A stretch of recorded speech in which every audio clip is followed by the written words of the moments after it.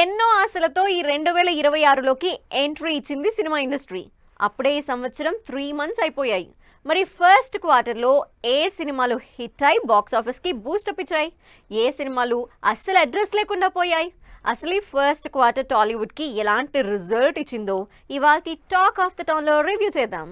జనవరి 1 నుంచి ఈ సంవత్సరం సినిమాల సందడి కంటిన్యూ అవుతూనే ఉంది. జనవరి 1న యాజ్ యూజువల్ గా చిన్న సినిమాలు చాలా హోప్స్ తో రిలీజ్ అయ్యాయి. వీటిలో నందు హీరోగా డిఫరెంట్ స్టోరీగా యూత్ ని ఆకట్టుకునే ఎలిమెంట్స్ తో తెరకెక్కిన సైక్ సిద్ధార్థ్ ఫ్యామిలీ ఆడియన్స్ కోసం సహకుటుంబాన కమర్షియల్ యూత్ ఆడియన్స్ ని ఆకట్టుకునే వనవీర రిలీజ్ అయ్యాయి. అయితే వీటిలో ఏవి ఆడియన్స్ కి గుర్తుండిపోయే సినిమాలుగా మిగల్లేదు. జనవరి 9 నుంచి సంక్రాంతి సీజన్ స్టార్ట్ అయింది. ఒకటికి మించి ఒకటి సంక్రాంతి పోటీలోకి దిగాయి. వీటిలో అసలు ఈ సంవత్సరానికి ఫస్ట్ బిగ్గెస్ట్ మూవీగా థియేటర్లకు వచ్చింది రాజసాబ్ మూవీ. ప్రభాస్ మారుతి కాంబినేషన్ లో 400 కోట్ల బడ్జెట్ తో భారీ విజువల్ సీజీ వర్క్ తో హర్రర్ యాక్షన్ ఎంటర్టైనర్ గా ఆడియన్స్ ముందుకొచ్చిన రాజసాబ్ 208 కోట్ల కలెక్షన్లు రాబట్టింది.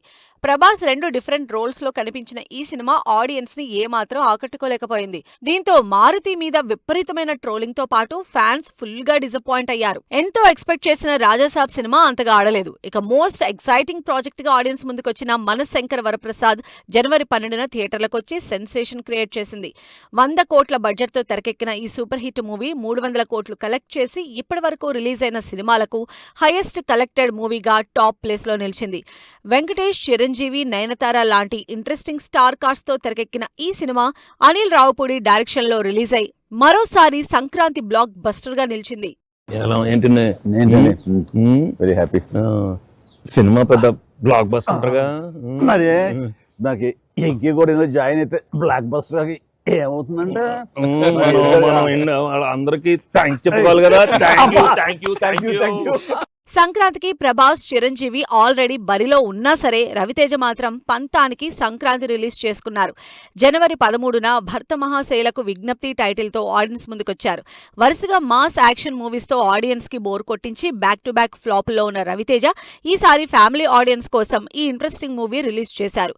కిషోర్ తిరుమల డైరెక్షన్ లో వచ్చిన ఈ సినిమా 22.48 కోట్లు కలెక్ట్ చేసి బిలో యావరేజ్ అనిపించుకుంది. సంక్రాంతి సందడి ఈ సంవత్సరం భారీగానే కంటిన్యూ అయింది. జనవరి 14న అనగనగా ఒక రాజు సినిమా రిలీజ్ అయింది.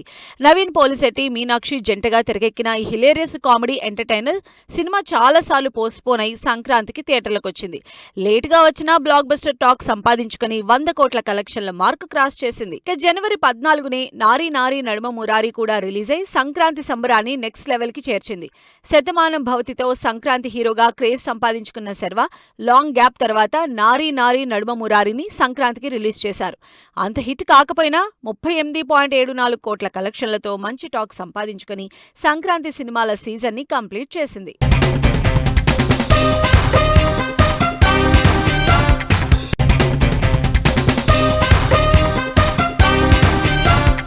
సంవత్సరం అంతా రిలీజ్ చేయడానికి డేట్స్ ఉన్న సినిమాలన్నీ సంక్రాంతి బరిలోకి రావడానికి ఇంట్రెస్ట్ చూపిస్తున్నాయి. ఈ సంక్రాంతికి ఎన్ని రిలీజ్ అయినా వాటిలో అనిల్, చిరంజీవి సినిమానే టాప్లో నిలిచింది. సంక్రాంతి సినిమాల సందడి కంటిన్యూ అవుతూ ఉండగానే రిలీజ్ అయి మంత్ ఎండ్ ఫిబ్రవరి సినిమాలు బాక్స్ ఆఫీస్ దగ్గర ఎలా పర్ఫామ్ చేశాయో చూద్దాం. జనవరి మొత్తం ఎన్ని సినిమాలు రిలీజ్ అయినా కాన్సంట్రేషన్ మొత్తం సంక్రాంతి సినిమా మీదే ఉంటుంది. సంక్రాంతికి ప్రభాస్, చిరంజీవి, వెంకటేష్, రవితేజ, శర్వ, నవీన్ ఇలా అందరి సినిమాలు రిలీజ్ అయి సందడి చేశాయి. ఆ దెబ్బకి 15 రోజుల వరకు వేరే సినిమా రిలీజ్ చేయలేదు థియేటర్లో. ఫైనల్లీ జనవరి 30న తరుణ్ భాస్కర్, ఈషారెబ్బా జంటగా ఓం శాంతి శాంతి శాంతి సినిమా రిలీజ్ అయింది.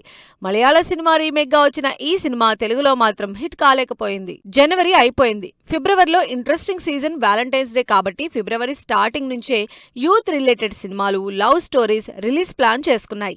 వాటిలో ఫిబ్రవరి 1న యాటిట్యూడ్ స్టార్ చంద్రహాస్ హీరోగా బరాబర్ ప్రేమిస్తా, బ్లడీ రోజ్, ఎర్రచీర లాంటి సినిమాలు రిలీజ్ అయ్యాయి.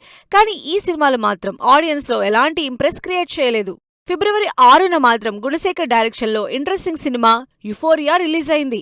డ్రగ్స్ మాఫియా బ్యాక్ డ్రాప్ లో యూత్ ని టార్గెట్ చేస్తూ రిలీజ్ అయిన యుఫోరియా మంచి టాక్ సంపాదించుకున్న కమర్షియల్ గా మాత్రం కలెక్షన్లు రాబట్టలేకపోయింది. ఇక అదే రోజు నవీన్ చంద్ర, దివ్య లీడ్ రోల్స్ లో హనీ మూవీ, శ్రీ చిదంబరం గారు, సుమతి శతకం లాంటి సినిమాలు రిలీజ్ అయినా ఆడియన్స్ పెద్దగా పట్టించుకోలేదు.